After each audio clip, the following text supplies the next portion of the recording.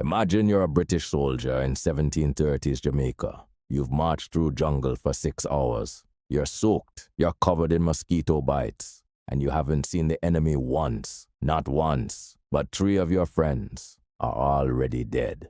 Somewhere in these hills, people who used to be enslaved on plantations just like the one that shipped you here have built an army the British Empire cannot find, cannot catch, and cannot beat. And here's the wild part. This isn't even the first time this has happened. It's about to happen twice. By the 1720s, escaped enslaved Africans in Jamaica had done something almost nobody expected. They didn't just run. They built entire free societies hidden deep in the mountains and turned the terrain itself into a weapon. Steep ridges, dense bush, trails only they knew. It was a natural fortress, and they called themselves Maroons. From up there, they raided plantations, freed the enslaved, and generally made colonial Jamaica's life miserable. The British saw them as a growing threat, and by 1728, they decided enough was enough. So they went to war. What they got instead was 2 wars for the price of 1. In the West, there was Cudjoe, a sharp political and military strategist who ran operations out of a stronghold called Trelawny Town. In the East, there was Queen Nanny, whose guerrilla tactics and reputation for near-mystical battlefield instincts made her legendary. Britain thought they were fighting one rebellion. They were actually fighting 2 completely different commanders, running 2 completely different campaigns in 2 completely different parts of the island, and losing to both.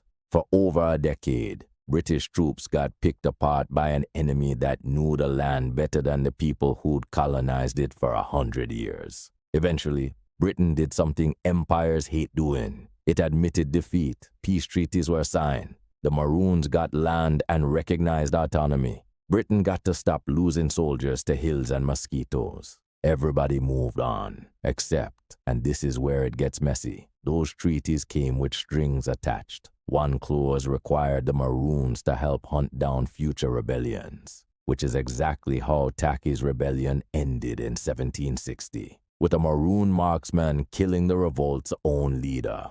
So freedom here came bundled with an uncomfortable obligation, policing the very system they'd escaped. Now fast forward to 1795. Tensions had been simmering for years, and a small dispute over something as minor as 2 men getting flogged for stealing pigs spiraled into all-out war again. This time, it's the Trelawny Town Maroons versus over 5,000 British troops, plus imported bloodhounds shipped in from Cuba, because apparently regular soldiers weren't humiliating enough the first time. And once again, the Maroons fought fiercely, holding their own for months against overwhelming numbers. But this time, the ending is not a victory lap. Worn down, they agreed to surrender in December 1795 on the promise of pardon and a return to their lands. It seemed like history repeating itself, treaty and peace. Except Britain lied. Officials accused the Maroons of technically violating the surrender terms and used that as an excuse to do something almost nobody saw coming. They rounded up around 550 Trelawny Maroons and deported them. Not to another parish, not even to another Caribbean island, to Nova Scotia, Canada. Freezing winters, unfamiliar land, about as far from tropical Jamaica as the empire could possibly send them. Imagine surviving decades of guerrilla warfare in the mountains, only to be exiled somewhere you might freeze to death shoveling snow.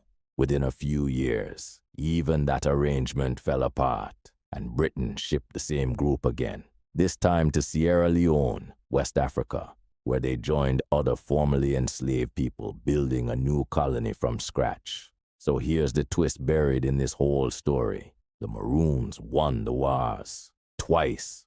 They outfought, outmaneuvered, and outlasted one of the most powerful militaries on earth, using nothing but terrain, discipline, and each other. And Britain still found a way to punish them for it, not on the battlefield, but on paper. Years later, through betrayal dressed up as bureaucracy. Some Maroon communities stayed in Jamaica and kept their independence for good.